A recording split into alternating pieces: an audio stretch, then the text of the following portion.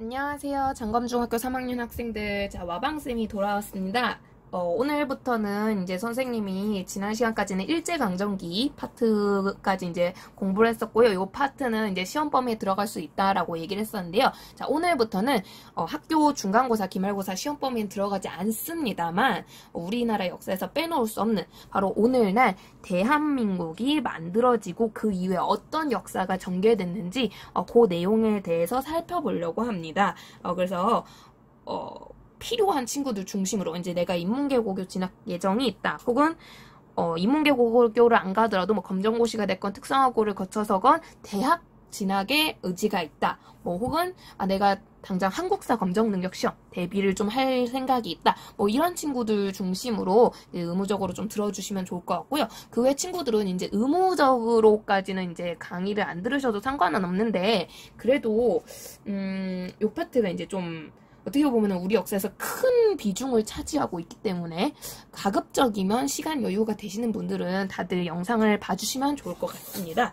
어쨌든 그래서 이제 선생님이 본격적인 현대사 강의를 시작을 해보도록 할 건데요. 자, 현대사 해방 이후에 우리가 어떤 그 과정을 통해서 대한민국이라는 지금 우리가 누리고 있는 국가죠. 이 대한민국이라는 국가가 건국이 됐으며, 건국 이후에, 우리는 대한민국 이름에도 나타나 있지만, 이 나라는 민주주의라는 시스템을 채택하고 있거든요. 민주주의. 나라를 다스리는 주인이 누굽니까? 나라를 다스리는 주인. 대통령 하시면 안 됩니다, 여러분. 대통령은 대표인 거고요.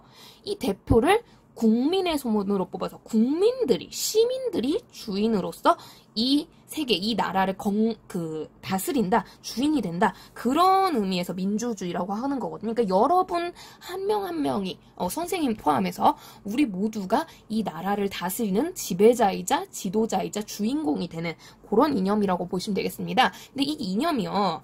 이 일제강점기 때부터 본격적으로 우리나라에 이제 소개가 되는 거거든요. 그러면서 어떻게 보면은 우리가 민주주의라는 이념으로 나라를 만들었던 건 이 대한민국이 최초인 거예요.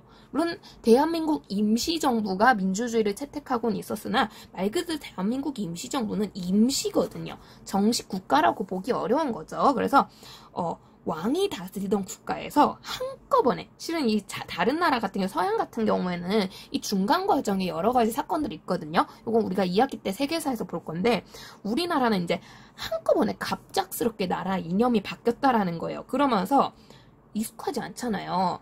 또 이제 공부를 하는 엘리트들이야 뭐 이게 정확히 어떤 이념인지 대충 알 수 있겠지만 이제 글자도 못 읽던, 실은 우리나라는 원래 문맹률이 되게 높았던 나라거든요. 글자도 못 읽었던 백성들이 되게 많아요. 그런 상황에서 한꺼번에 갑자기 이런 변화를 맞이하니까 실은 민주주의가 초반에 완벽하게 정착하지를 못합니다. 그 과정에서 아주 못된 마음을 먹은 사람들이 이 민주주의를 악용해서 자기가 권력을 독점하는 독재 정치가 초창기에 이루어지게 되고요. 이 독재에서 시민들이 진짜 진정한 의미의 민주주의를 이룩해내고자 많은 운동이 있어요. 여러분 그 영화 많이 보셨죠? 택시 운전사라든가 1987이라든가 그런 영화들이 바로 우리가 진정한 의미의 민주주의를 달성하기 위해서 애를 썼던 그런 내용에 대한 영화들이 되겠고요. 그래서 이 과정이 상당히 근데 마음이 아픈 복잡한 되게 안타까운 사건들이 많이 발생을 하게 됩니다. 영화 보면서 우신 분들도 좀 있을 텐데 그 부분 해가지고 크게 이제 건국 과정과 민주화 운동 요 두 파트로 나누어서 선생님이 해방 이후 역사에 대해서 살펴보고자 합니다. 그러면서 이 역사를 보기에 앞서서 선생님 약간 기분 전환 차원에서 오늘 수업 내용과 관련된 영상 하나 보고 오겠습니다. 암살의 한 장면인데요. 전지현의 감동적인 대사 한번 듣고 수업을 시작하도록 하겠습니다. 솔직히 조선군 사령관하고 강인국을 죽인다고 독립이 되나? 우리 만주에선 지붕에서 물이 새거나 벽이 부서져도 고치질 않았어. 곧 독립이 되면 고향으로 돌아갈 텐데 뭐라 고치겠어. 둘을 죽인다고 독립이 되냐고. 모르지. 그치만 알려줘야지. 우린 계속 싸우고 있다고. 네, 영상 잘 보고 오셨나요? 그 암살 되게 명대사로 꼽히는 장면이기도 하죠. 하정우에게 왜 우리가 독립운동을 계속 하는지 이 암살 영화의 배경이 여러분 1930년대 중후반쯤 되거든요. 중반쯤 선생님이 알고 있는데 영화 배경이 1930년대 우리 무슨 통치를 겪던 시기입니까? 그쵸? 민족말살 통치예요. 특히 이 민족말살 통치 과정에서도 일제가 가장 잘 나가던 시기였거든요. 이 암살 영화 배경이 되던 시기가 만주사변에서 승승장구하고요. 중국한테 시비를 걸 정도로 중일전쟁을 일으키기 직전이에요. 그러다 보니까 굉장히 일제의 힘이 막강하던 시기야. 게다가 우리가 나라를 뺏긴 지 어느덧 20년이 넘는 세월이었거든요. 그러니까 많은 우리 민족들이 독립에 대한 희망이 꺾여가던 시기이기도 해요. 그래서 다들 절망적이었던, 그냥 나는 조선이란 나라, 뭐 혹은 대한이란 나라를 회복하지 못하고 그냥 일제의 밑에서 무릎 꿇고 살아야 되는구나. 많은 사람들이 거기에 이제 그런 식으로 희망을 잃어가던 시기거든요. 근데도 끊임없이 독립운동을 이렇게 영화에 나온 것처럼 하는 사람들이 있었다는 거죠. 그리고 이런 분들의 도움으로 감사하게도 우리는 꿈과 같은 광복의 순간을 맞이하게 됩니다. 자, 그 날짜가 언젠가요, 여러분? 바로 어제가 기념식이었죠. 뉴스나 TV 보신 분들은 봤을 텐데 어제 문재인 대통령도 막 축하 연설을 하고, 그죠? 바로 1945년 8월 15일. 자, 35년의 지옥 같았던 일제강점기가 끝나고 드디어 우리는 꿈에 그리던 광복을 맞이하게 됩니다. 참고로 이 광복은 책에 따라서는 뭐 그냥 독립이라든가 해방이라든가 다른 이제 표현을 쓰기도 하는데요. 우리 교과서상에는 일단 광복이라고 표현이 됐고요. 근데 이제 선생님 같은 경우는 실은 나는 해방이란 말이 익숙해서 이거 왔다 갔다 섞었을 것 같긴 해요. 그래서 어쨌든 이런 표현을 쓰게 되는데 광복을 꿈과 같이 맞이하게 됩니다. 근데 이 광복 갑자기 하루아침에 둥 하고 떨어진 게 아니죠. 바로 앞에서 영상에서 보다시피 자, 이 광복을 맞이하기 위해 우리 민족, 우리 조상님들이 끊임없이 꾸준하게 포기하지 않고 독립운동을 계속해서 진행을 했다라는 거죠. 그리고 모두가 이제 절망하는 순간조차도 그럼에도 불구하고 상당히 많은 사람들이 독립운동에 매진함으로써 독립운동에 힘쓰면서 그 주변에 있던 다른 나라들 이제 깨달은 거야. 진짜 이 나라는 무려 20년 넘게 거의 30년 넘게 그 통치를 받으면서도 식민지배를 받으면서도 독립에 대한 의지가 꺾이지 않았구나. 독립에 대한 의지가 굉장히 간절하구나 라는 걸 확인시켜주게 되고요.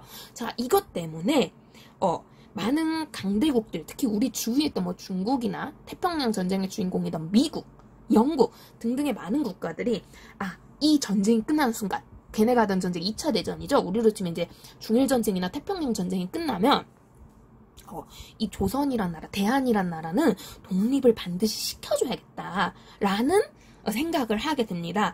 그래서 그리고 이제 이 과정에서 독립을 이제 얘네가 시켜주는 게 아니라 우리가 독립을 쟁취하려고 굉장히 그 독립운동을 하는 모습들도 나타나게 되고요. 이 가장 대표적인 게 김구였죠. 이제 김구 같은 경우 굳이 그냥 한국 광복군 적당히 굴리면 될 것을, 그죠?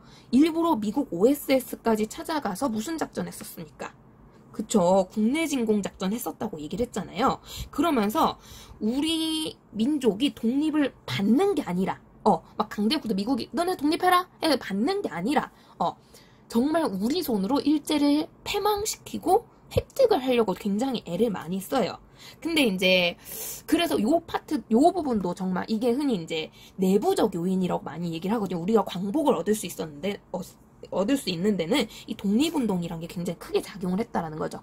하지만 정말 안타깝게도 자, 우리가 이제 광복을 맞이했다. 이건 이제 곧 말하면 일제가 패망을 했다는 얘기인데 일제 패망의 가장 결정적 요인이 됐던 건 뭡니까?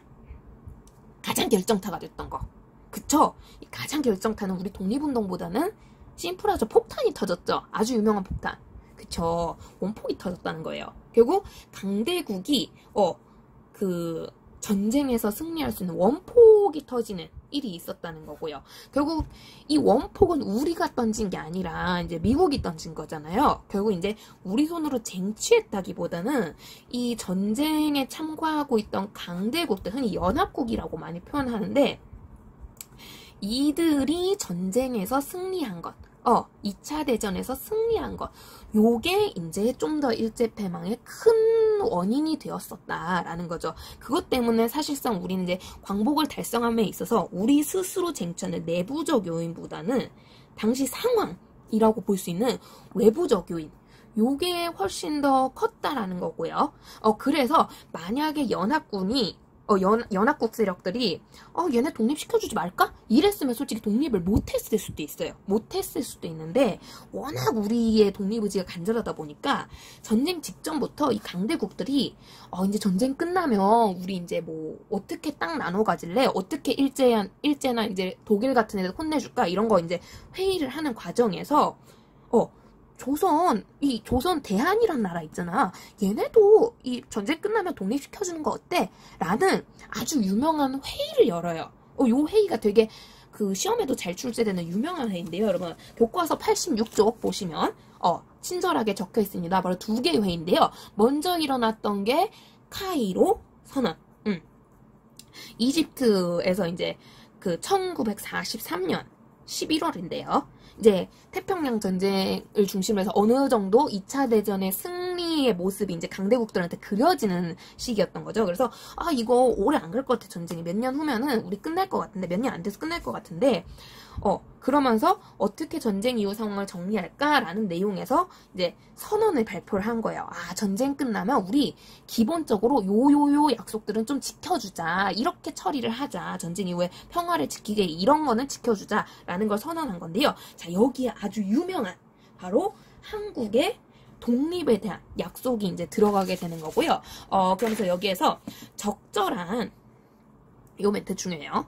적절한 과정을 거쳐서 한국인들이 워낙 간절하게 독립을 원하니까 이 독립을 시켜주도록 하자. 요런 멘트를 이제 발표를 하게 됩니다. 그래서 어쨌든 얘네를 독립을 시켜주자라는 독립을 약속하는 최초의 모습이 바로 요 카이로 선언이라고 볼 수 있고요. 근데 여러분, 적절한 과정 있잖아요. 되게 애매한 단어거든요.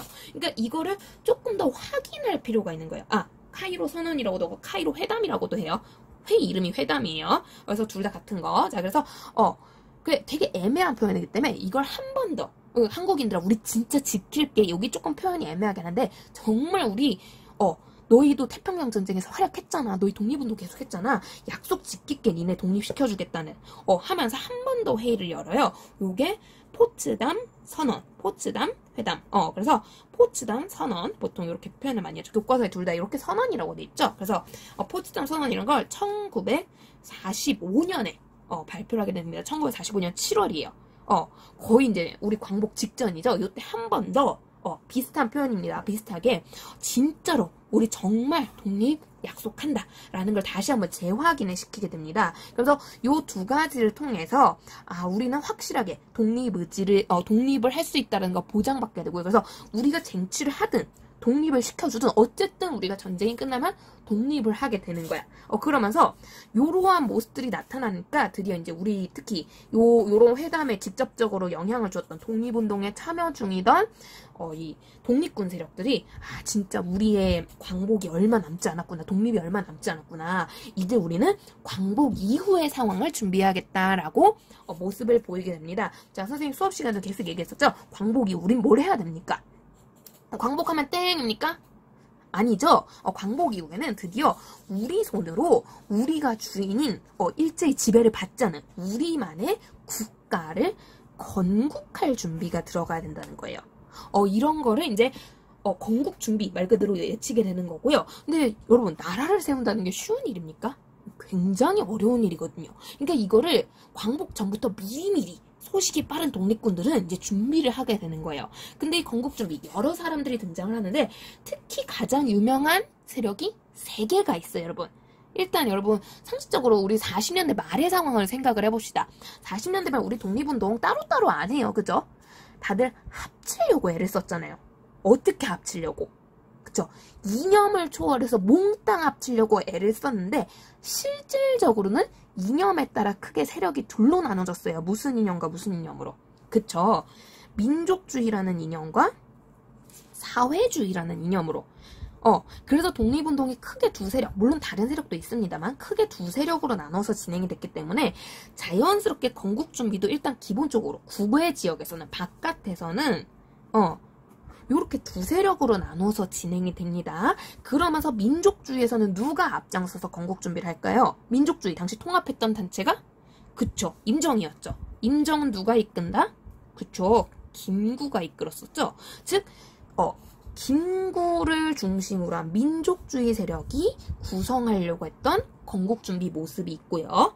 참고로 이 교과서에 건국강령이란 이름으로 친절하게 소개가 돼 있습니다. 여러분 한번 읽어보시면 좋을 것 같아요. 그래서 건국강령이라고 해서 실제 이제 한국광복군 만들 즈음부터 이미 이 사람은 이런 준비를 들어가요.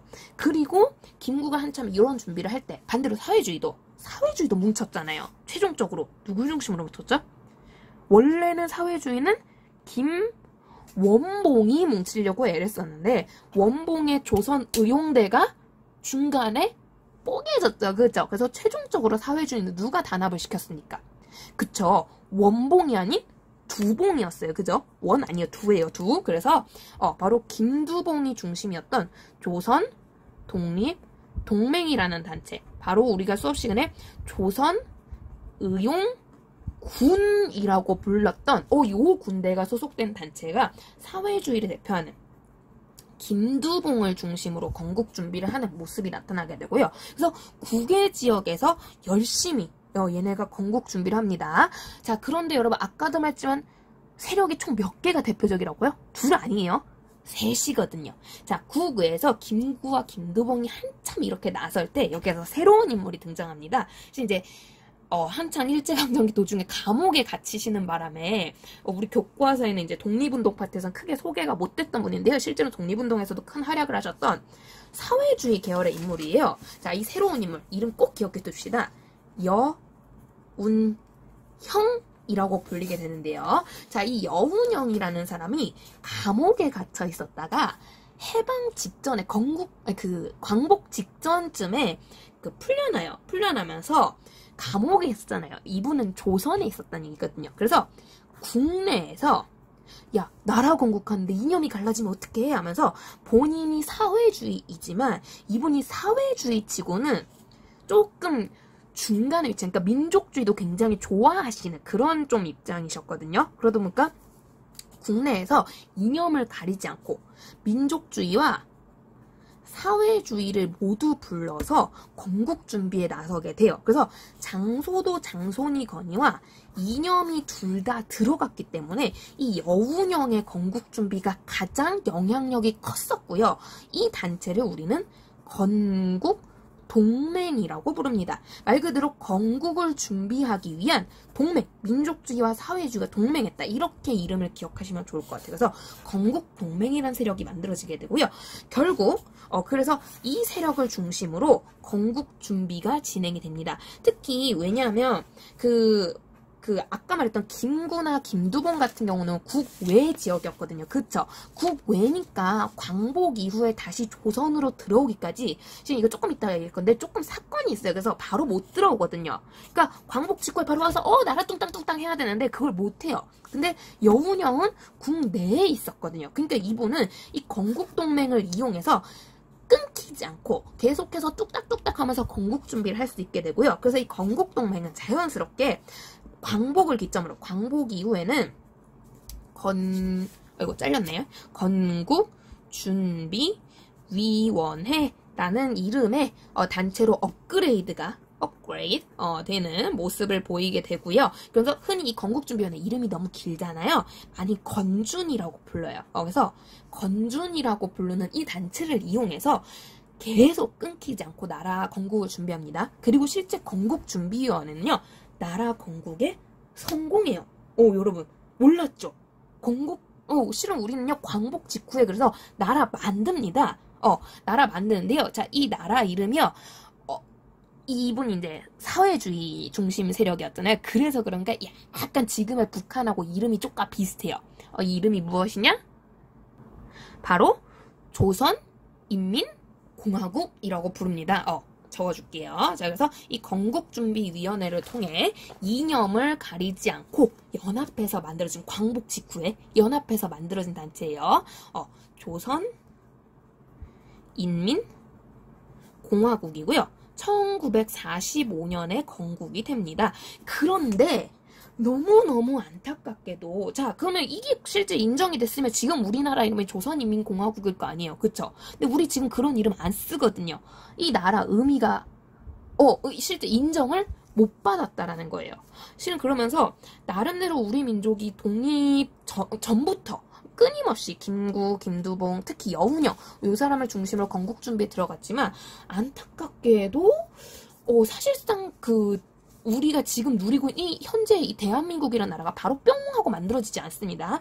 왜냐? 너무 안타까워요. 실은 2차 대전이 끝나면 많은 세계가 생각해서 너무 끔찍했거든. 이제 더 이상의 전쟁은 없다. 평화롭게 가자라고 하고 싶었는데, 안타깝게도 이 2차 대전 이후에 새로운 갈등의 국제 관계가 만들어지게 됩니다. 조금 세계사 좋아하는 친구들은 이미 들어본 친구들도 있을 건데, 영화를 좀 잘 본다거나, 여러분, 그래서 바로 냉전이라고 불러요. 그래서 여러분, 우리 광복 이후에, 해방 이후의 상황을 알려면요, 요 냉전이란 거에 대해서 조금 알아볼 필요가 있는데요. 세계사적 지식이고 2학기 때 한 번 더 보겠지만, 지금 간단하게 줄거리 좀 보도록 하겠습니다. 자, 냉전. 이름이 냉면도 아니고, 그쵸? 냉전이죠? 자, 왜 이름이 냉전이냐? 한자어로 바꿔풀이한 거예요. 이게 영어로는 콜드워라고 부르고요. 중3 시기나 됐으면 이게 모르는 사람 없겠죠? 콜드, 춥다라는 거예요. 전쟁이거든요. 자, 추운 전쟁이에요, 말 그대로. 왜 전쟁이 추우냐? 실은 흔히 우리가 전쟁하면, 여러분, 전쟁하면 떠오르는 장면, 영화 같은 데서 어떻게 전쟁 모습 표현해요? 그죠?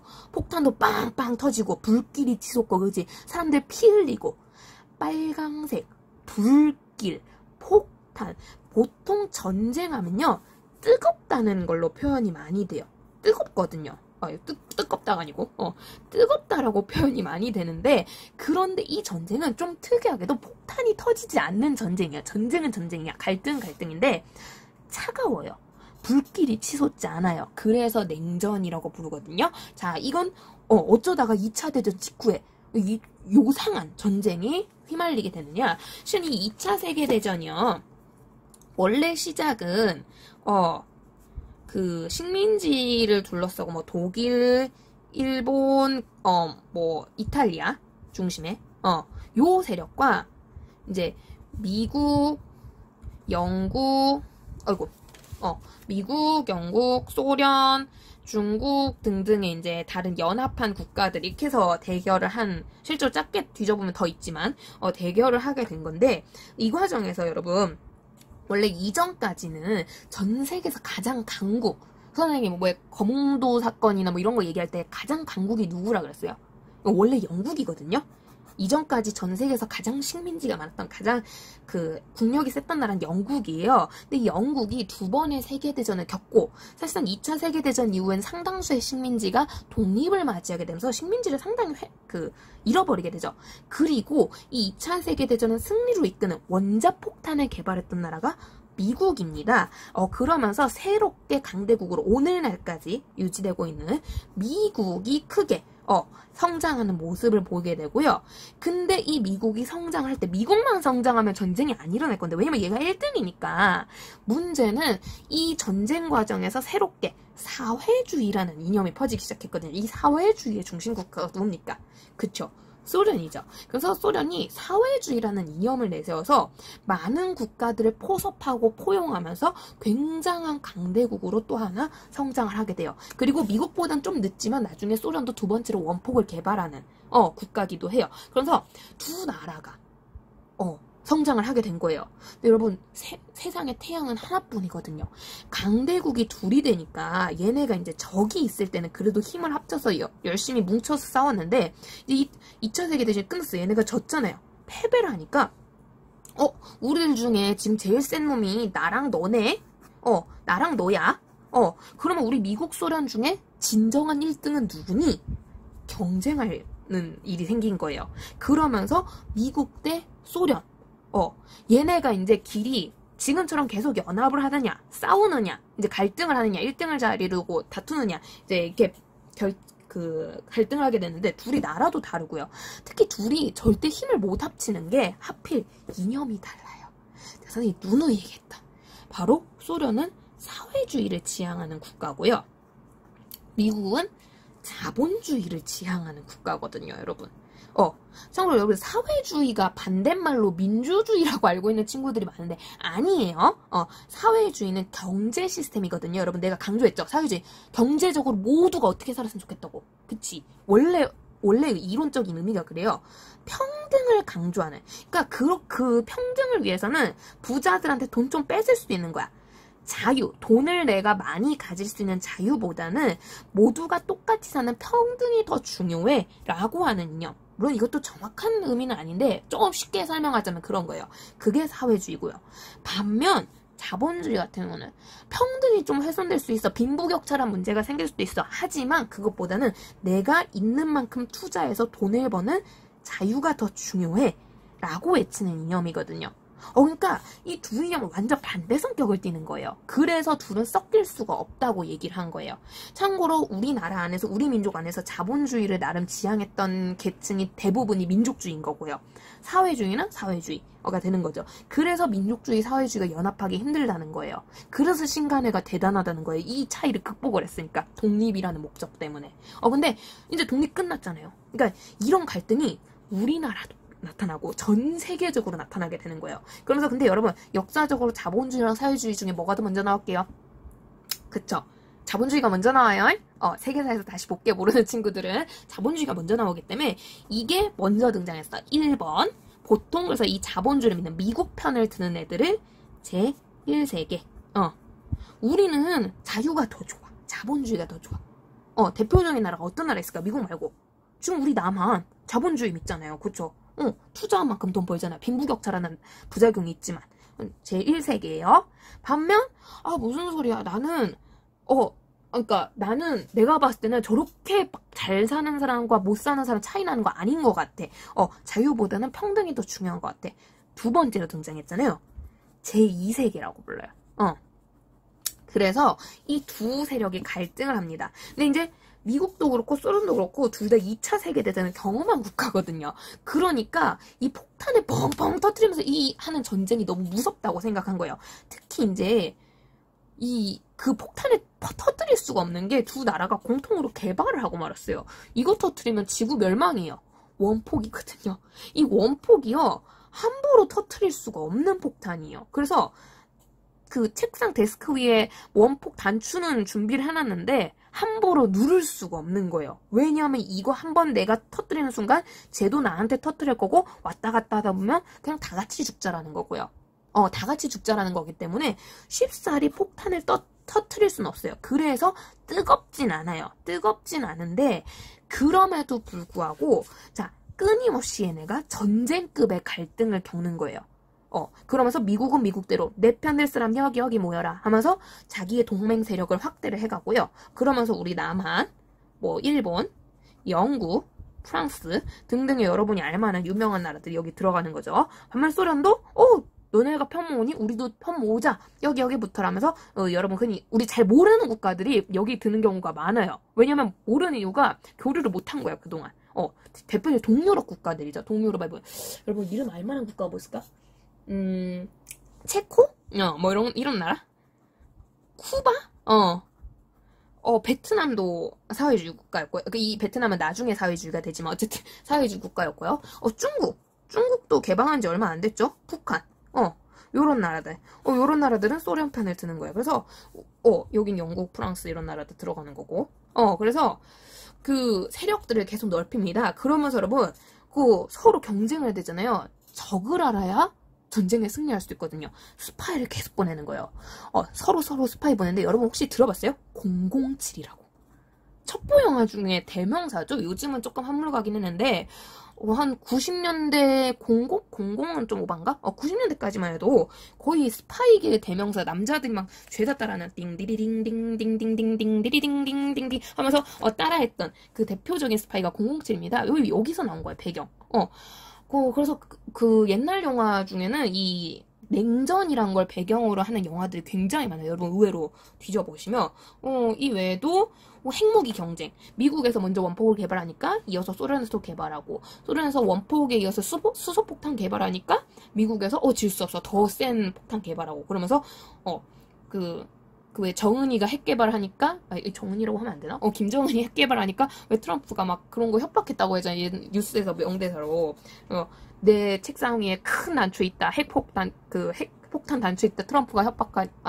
김정은이 협박하니까 트럼프가 내 책상 위엔 더 큰 단추 있다. 뭐 이러면서 그런 식의 약간 조금 초딩 싸움 같기도 한 그런 무기 경쟁도 일어나게 되고요. 그 제일 유명한 게 우주 진출이에요.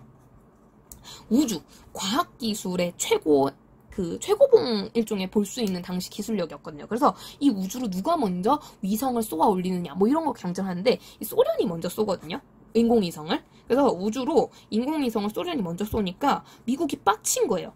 니네 인공위성 쐈지? 우리 질 수 없다? 그래서 여러분, 미국에서 달로 사람을 보냈죠. 그 유인 우주선. 달로 사람 보내는 거, 달 착륙. 이 과정에서 나온 거예요. 되게 대단하지 않아요?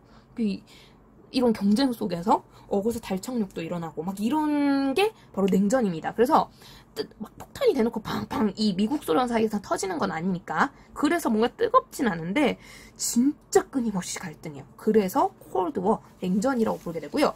근데 이게 하필 우리나라에 엄청나게 큰 영향력을 미치게 해요. 다른 나라에 비해서 더 많이. 왜냐? 아까도 말했지만 이 냉전이 2차 세계대전 도중까지는 아니었어요. 2차 세계대전 도중까지는 미국과 소련이 같은 편이었거든요. 같은 편이고 이들의 공통적이 일본이야. 그지? 그래서 우리나라가 지금 일제의 식민 통치를 당하고 있잖아요. 그래서 일제 군사들을 몰아내기 위해서 조선으로 미국군과 소련군이 동시에 다가오기 시작합니다. 이해되나요, 여러분? 왜냐면 태평양 전쟁이었잖아요. 2차 세계대전 중에 우리나라 주위에 있었던 게 태평양 전쟁이니까 태평양을 장악하는 과정에서 미국군이 해군을 이끌고 일본을 점령하고 이어서 일본이 머무르는 이 조선 안에 일본군을 격퇴하기 위해서 태평양을 건너 해군들이 막 오고 있어요. 막 오는데 이 과정에서 우리 북쪽 가깝잖아요. 지리적으로. 소련이 육군을 이끌고 중국과 조선에 잔류 중인 조선에 머무는 역시 일제 군사들을 격퇴하기 위해서 막 또 건너오고 있었던 거예요. 오는데 여러분 위치적으로 보세요. 누가 먼저 들어오겠습니까? 그쵸? 지금 분위기 보니까 소련군이 거리적으로도 가깝거든요. 실은 이 소련군은요 2차 대전에 좀 늦게 합류를 해요. 러시아 혁명 때문에 좀 나라가 엉망이었기 때문에 뒤늦게 참가를 하게 되는데 이 잘못하면 그 한참 뒤에 참여를 했던 소련이 미국보다 먼저 조선을 장악하게 생긴 거예요. 이 한반도를 장악했을 때 생겼는데 여러분 한반도는요 전통적으로 그 굉장히 중요한 교통로죠. 육지로는 유라시아 대륙을 갈 수 있는 미국 입장에서는 자기가 중국을 거쳐 유럽까지 건너갈 수 있는 중요 교통로가 되는 거고요. 소련 입장에서는 바다를 통해 동남아와 아메리카 지역으로 진출할 수 있는 중심이 될 수 있는 지역이거든요. 그러니까 소련과 미국이 서로 한반도는 내가 먹어야 돼. 이제 얘네도 감이 오는 거야. 전쟁 끝나면 우리 둘이 붙을 텐데 누가 먼저 이 바다와 육지를 장악할 것인가? 한반도를 장악한 나라가 장악할 거라는 거야. 그러면서 와 하고 다가오는데 소련이 먼저 오게 생긴 거예요. 그쵸? 누가 똥줄 타요. 이거 보면서. 그쵸? 미국이 똥줄 타겠죠. 그래서 미국이 안 되겠다. 이대로 가면은 한반도 전체는 물론이요. 한반도 뺏기는 순간 중국, 동남아까지 다 소련한테 뺏길지도 몰라. 하면서 소련에게 딜을 걸어요. 소련아, 나 지금 가는 중이거든. 가다가 도중에 멈추면 우리 너무 온 비용이 아깝잖아. 우리도 일본 비롯해서 한반도 남부는 우리가 정리를 할게. 이 소련은 한반도 북부까지만 정리를 해다오. 그래서 우리 한반도 나눠가지고 반반 정리하자라고 딜을 둘이서 하게 되거든요. 근데 그 반반을 뭘 기준으로 반을 나누면 좋을까? 한 게 여러분 그 유명한 38선이 되겠습니다. 이 기똥차요. 미국이 아무래도 이거 소련한테 불리한 제안이거죠. 소련 그냥 와서 한반도 먹으면 되잖아요. 한반도 장악하면 되는데 미국이 안 뺏기려고 소련이 불만을 안 가질 만큼의 반절을 나눠야 되는 거야. 근데 그 과정에서 미국이 끊임없이 서울을 가지고 싶어 했거든요. 그 나라를 장악하려면 수도 장악이 아주 중요하니까. 그래서 미국이 서울을 장악하면서 소련이 화내지 않을 만큼 반절 똑 나눌 수 있는 선이 뭐가, 경계선이 어딜까? 막 하는데, 한참 고민 중에 이렇게 배 타고 가다가 고민하는 거였거든요. 배 타고 가면서. 근데 배가 중간에 파도 때문에 흔들하면서 조명의 반사 때문에 지도에 끄여진 쭉쭉쭉쭉 가로선이 반짝하고 빛난 거야. 이 가로선 뭐게? 지도에 표시된 거.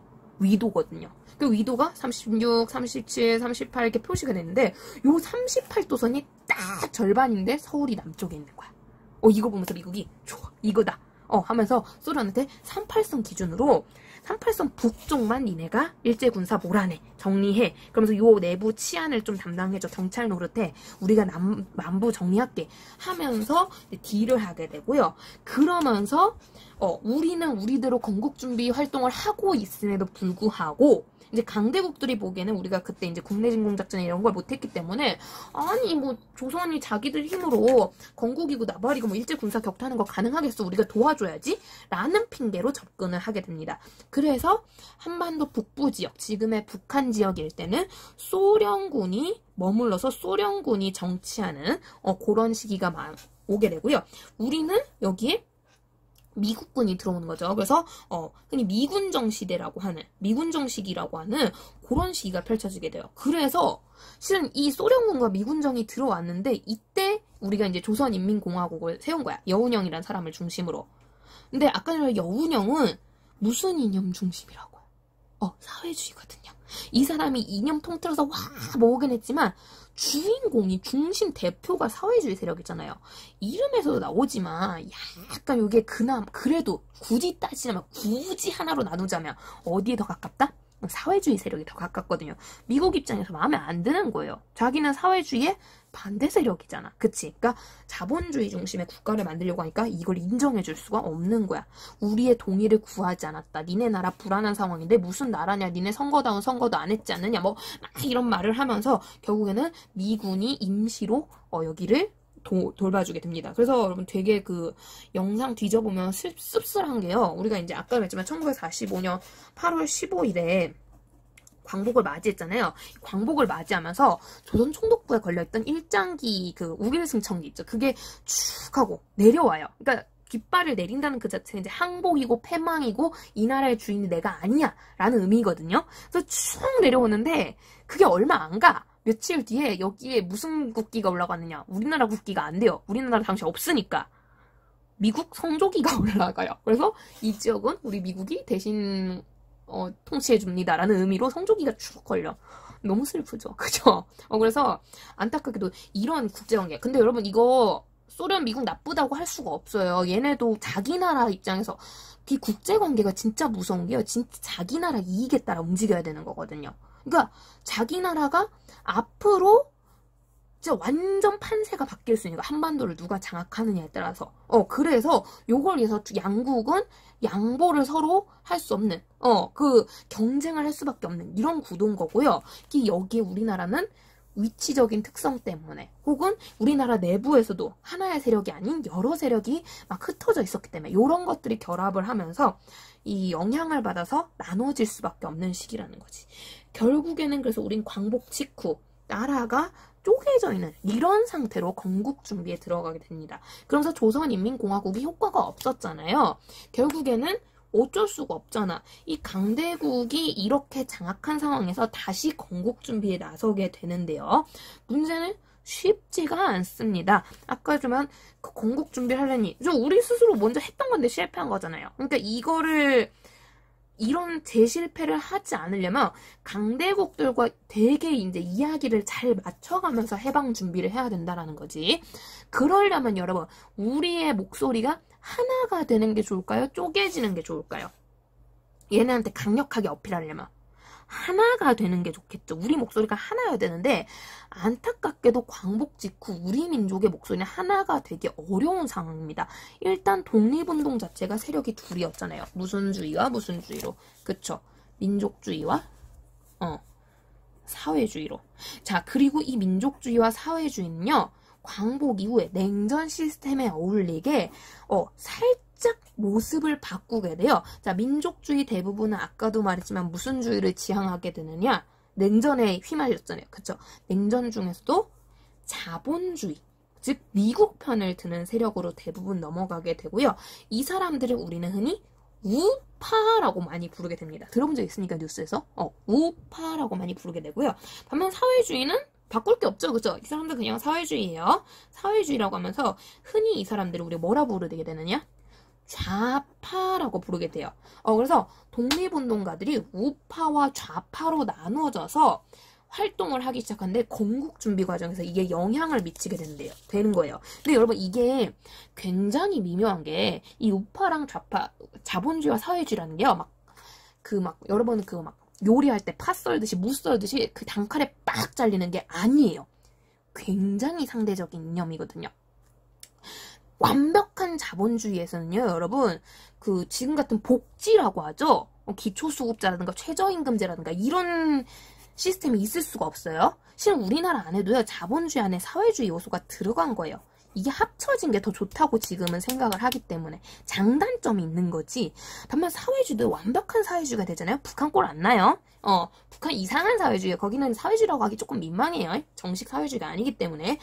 이론적으로 사회주의를 가면요, 국가라는 것 자체가 존재할 수가 없어요. 왜냐면 다 평등하니까. 여러분, 대통령이란 사람과 우리랑 권력이 같아요? 그 사람 대표하니까 권력이 더 많잖아, 그치? 완벽한 평등을 이루면 그런 일이 일어나면 안 되거든. 그러니까 굉장히 이게 극단적으로 가면요, 우리가 지금 상상할 수 없어. 그러니까 이게 단칼에 빡 잘리는 게 아니라 상대적인 거거든요. 이 상대적인 형태에 따라서 사람들이 좌에서 우로 나뉘는데, 이걸 보통 이제 어떻게 구분을 많이 하느냐? 일단 극단적인 좌파 세력이 있어요. 난 무조건 사회주의가 결탄코 짱짱맨이냐. 무조건 사회주의 원래 이론 대역으로 가야 돼. 그렇게 외쳤던. 그래서 나는 자본주의가 대빵 싫어. 무조건 자본주의는 거부해야만 해. 라고 하는 사람. 대표적인 사람이 북한의 지도자였던 김일성이 여기 들어간다고 보시면 되고요. 김일성. 이 외에도 조금 유명한 사람으로 당시 활약했던 사람 중에 박헌영이라는 사람도 여기에 들어가요. 박헌영은 나중에 설명해 줄게요. 있고요. 근데 또 좌파가 이런 사람이 있으면 극단적인 우파도 있을 거란 말이야. 난 사회주의 절대 용납 못해. 사회주의 꺼져. 난 사회주의 정말 극혐이야. 싫어. 이 대표 주자가 이승만이에요. 바로 우리나라 초대 대통령 이승만 씨 같은 경우는 그 독립운동 시절부터 미국에서 생활했던, 미국에서 박사학위를 땄던 사람이기 때문에 이 사람은 굉장히 사회주의를 싫어해요. 그리고 이승만보다 민족주의에서 더 유명했었던 김구 역시 원래는 여기인데, 김구는 원래 여기 있었던 사람이에요. 그래서 처음에는 김원봉이 막 조선의원대 모여라 해도 안 간 거야. 안 갔는데 이 사람도 독립운동을 하는 과정에서 우리가 독립을 하고 건국을 하고 이걸 잘 하려면 뭉쳐야 될 필요가 있구나. 그래서 선생님 저번에 영상에서 얘기했죠. 김두봉하고 손잡으려고 했다고. 이 사람은 약간 일로 이동을 해요. 그러면서 이 과정에서 나는 좌파긴 좌파인데 근데 지금 나라 상황이 너무 힘들잖아. 나는 조금 우파랑 손잡아도 괜찮은 것 같아. 자본주의에도 자본주의만의 장점이 있는 거야. 그런 건 좀 합쳐도 되지 않아? 라는 사람이 있어요.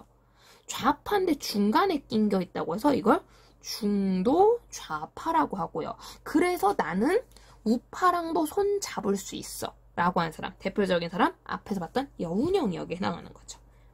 그래서 이분 건준 만들 때 국내 세력 다 합쳤다 그랬잖아요. 그죠? 여기 들어가는 거예요. 김원봉은 요 중간쯤에 껴있을 것 같네요. 그래서 좀 그렇고요. 우파도 마찬가지예요. 내가 우파긴 한데 나는 좌파랑도 손 잡을 수 있어. 나라 상황에 따라서는 필요하다고 생각해. 사회주의도 사회주의만의 장점이 있는 거야. 라고 생각한 사람. 중도 우파라고 하고요. 김구가 우파에서 약간 중도 세력 쪽으로 왔다고 보시면 돼요. 그리고 그냥 중도 우파로 가장 유명한 사람은 우리 수업 시간에 배웠어요. 외교 활동에서 되게 중요한 활동했던 김규식이라는 분. 기억납니까? 파리강화 회의 가셨던 분. 요 분이 중도 우파로 되게 유명해요. 그리고 김구는 이동하면서 약간 여기와 여기 중간에 좀 낑겨 있다라고 봐주시면 되겠고요. 그래서 그러니까 이게 엄청 상대적인 개념이에요. 근데 여러분 이게 우리가 이제 편하게 보려고 이렇게 구분하는 거지. 깡커에서 이승만 입장에서는요. 김구건, 김규식건, 여운형이, 김일성이건 다 좌파인 거예요. 이승만의 입장에서는. 그쵸? 김규식의 입장에서는 자신과 이들은 모두 우파고 얘는 다 좌파인 거죠. 구분이 필요 없는 거예요. 중도니 뭐니. 김일성의 입장에서는 여운형도 우파인 거예요. 그러니까 이게 굉장히 상대적인 개념이기 때문에 여러분 이건 편의상 나눴다고 보시면 되지 이게 막 답이고 그런 건 좀 아니긴 해요. 근데 일반적으로 이제 공부할 때는 보통 요렇게 세력을 나눈다는 거고요. 선생님이 굳이 6명을 소개한 이유 요분들이 바로 해방공강기 때 큰 활약을 하시는 분들입니다. 그래서 요 6분이 그러면 이 안타까운 이렇게 우리나라가 둘로 지금 쪼개지게 생긴 이 상황에서 과연 어떻게 이 강대국들과 잘 조율해서 해방공간 때 이 대한민국을 만들어가는지 그 내용 다음 영상에 이어서 소개하도록 하겠습니다. 오늘은 여기까지 여러분 보시면 되겠어요. 자, 고생했습니다. 안녕.